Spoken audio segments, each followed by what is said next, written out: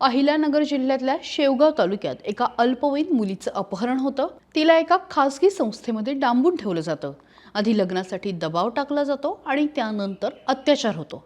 नंतर ती तिथून सुटते, पण या प्रकरणामध्ये प्रसिद्ध महिला कीर्तनकार सुनीता आंधळे यांचं नाव समोर येते। बरं, चला इथपर्यंत ठीक आहे, पण आता त्यातही एक ट्विस्ट आहे।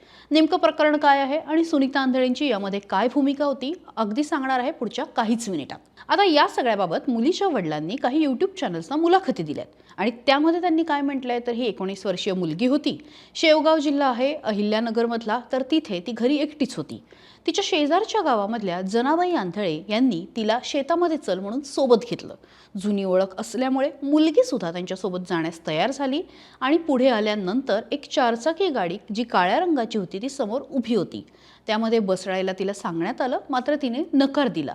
अखेर त्या गाडीमध्ये जनाबाईने तिला ढकललं। मुलीने आरडाओरड करण्याचा प्रयत्न केला, पण गाडीमध्ये बसलेल्या अण्णासाहेब आंधळे जो आरोपी क्रमांक 1 आहे, जनाबाईचा मुलगा आहे, त्याने ॲसिडची बाटली त्या मुलीला दाखवली आणि जीवे मारण्याची धमकी दिली। त्यानंतर मुलगी गप्प बसली। तिला आळंदीला नेण्यात आलं। तिथे अण्णासाहेबने तिला लग्नाची मागणी घातली, पण तिने नकार दिला आणि इथेच एंट्री होते सुनीता आंधळेची। तर लग्नाला नकार दिल्यामुळे संतापलेल्या अण्णासाहेबने तिला आळंदीमध्ये सुनीता आंधळे हिच्या श्री भगवान बाबा वारकरी संस्थेमध्ये डांबलं। तिच्यावर अत्याचार केला, तिच्यासोबत फोटो काढला। नंतर तिने पोलिसांना फोन केला। पोलीस घटनास्थळी आले आणि तिची सुटका झाली। आता हे झालं या स्टोरीचं पहिलं वर्जन। आता दुसरं वर्जन सुद्धा समोर आलंय। आता त्यामध्ये सुनीता आंधळे आणि अण्णासाहेब आंधळे हे एकाच गावचे असल्याचं समोर आले। अण्णासाहेब हा सुनीता यांचा पुतण्या असल्याची माहिती आहे। त्यांच्यात आणि पीडितेमध्ये प्रेमसंबंध होते। दोघं जण पळून आळंदीला आले, मात्र ऐनवेळी लग्न झालं नाही।